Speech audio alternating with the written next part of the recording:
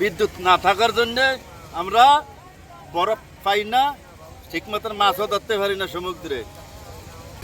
আমরা দক্ষিণ বাংলার মানুষ, বারবার কারেন্ট পাচ্ছি না, বারবার কারেন্ট চলে যাইতেছে। আমরা সরকারের কাছে আকুল আবেদন জানাচ্ছি যাতে দক্ষিণ বাংলায় আমার কারেন্টটা যেন ঠিক মতো দেয়। আমরা সাধারণ জেলেরা দেখেন হাজার হাজার ভোট ঘাটে বসে রয়েছে, বরফের বাগরে আমরা সাগর যাইতে পারতেছি না। সাগর দিয়ে যাই আমরা মাছ ধরবো, বরফের কারণে আমরা যাইতে পারতেছি না।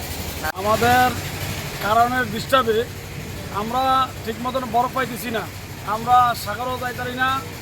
আমাদের সিজন শেষ হয়ে গেছে, পড়া কিনা অনেকে আমাদের লক্ষ লক্ষ টাকা কোম্পানিদের গুণাগারী, আমার শ্রমিকের মানে এনেকে ফ্যাট চলে না, শ্রমিক বড় অসহায় হয়ে গেছে। আমরা যদি ঠিকমতো কারেন্ট সাপ্লাই বরফ পাই এবং মানিকানিকে বরফের জন্য আমাদের মানিকানিকে আমরা শেষ সিজন শেষ, আমাদের পাতলা আছে আর 2-3 দিনই বইব। এর পরে কিনা নাকি আমরা মানিকানিকে আমাদের শ্রমিক বড় অসহায় হয়ে গেছে।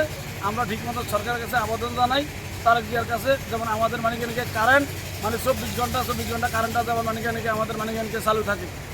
মজদুর আগে যেরকম বিদ্যুৎ দিতে এখন বিদ্যুৎ এরকম দেয় না। বিদ্যুতের কারণে বরফ হইতে আসে না, আমরা বরফের কারণে সাগরও যাইতে পারি না। আমরা আছি খুব অসহায়, খুব কষ্টে আছি, সাগরে যাইতে পারি না। কয়লা ভিত্তিক তাপবিদ্যুৎ কেন্দ্র থেকে প্রতিনিয়ত কলাপাড়া জেলার কলাপাড়া উপজেলার ধানখালী ইউনিয়নে